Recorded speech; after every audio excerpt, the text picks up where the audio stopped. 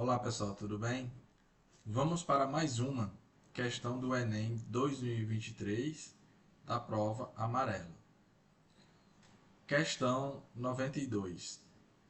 Informações digitais, dados, são gravados em discos óticos, como CD e DVD, na forma de cavidades microscópicas.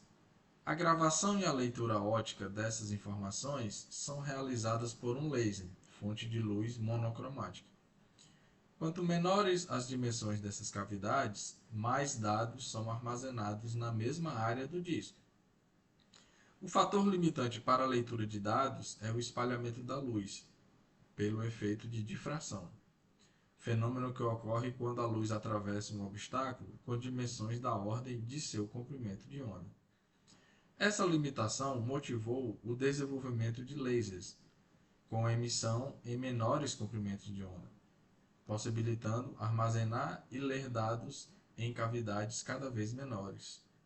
Em qual região espectral se situa o comprimento de onda do laser que otimiza o armazenamento e a leitura de dados em discos de uma mesma área?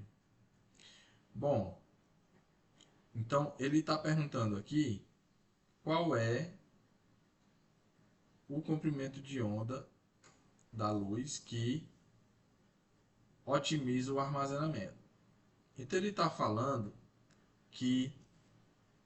aqui das dimensões do comprimento de onda. Então as dimensões da cavidade onde são armazenadas as informações tem dimensões aqui que tem que ser da ordem do comprimento de onda. Então, o que ele está perguntando? Ele está perguntando qual é a ordem aqui do comprimento de onda da luz que vai possibilitar armazenar e ler dados cada vez menores, em regiões cada vez menores. Então você vê que no caso você só, mais uma vez, não faz cálculo, você não usa cálculo, mas você usa aqui desigualdades. Então você tem que lembrar, por exemplo, que todos esses itens aqui estão dados em termos de cores, que definem ou estão associados a frequências. E você quer saber o tamanho aqui do comprimento de onda. Então é só você lembrar da fórmula em que comprimento de onda é velocidade vezes período. Ou o inverso do período é velocidade sobre frequência. Então você não vai atribuir valores numéricos, você só vai considerar a desigualdade. Então, o que está acontecendo aqui? Essa é uma relação que a gente chama de relação inversa, lambda e frequência. É como aquela função y igual a 1 sobre x. Então, quanto maior o x, menor o y. O gráfico é mais ou menos assim. À medida que o x aumenta, o y diminui, ele vai descendo. Quando o x diminui, o y aumenta. Então, da mesma forma, quando a frequência aumenta, o lambda diminui. Quando a frequência diminui, o lambda aumenta.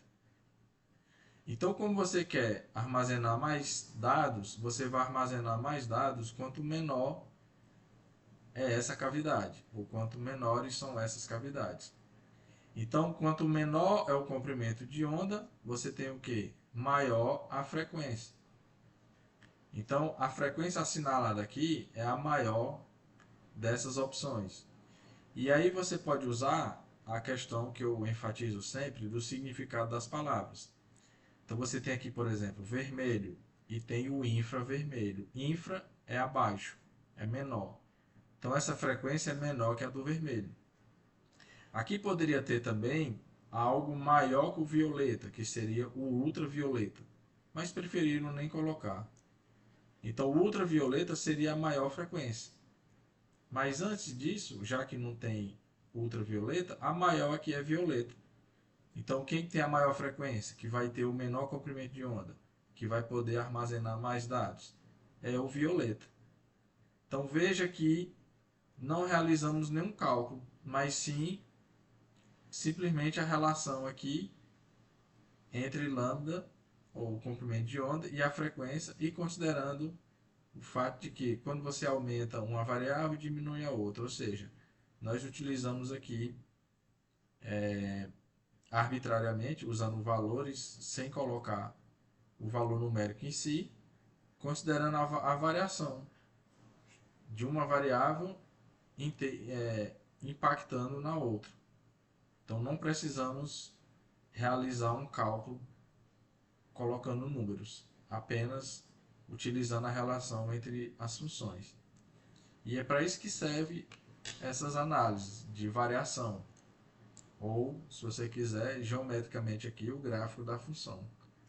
Então isso permite, sem usar números em si, você responder uma questão dessa aí do Enem.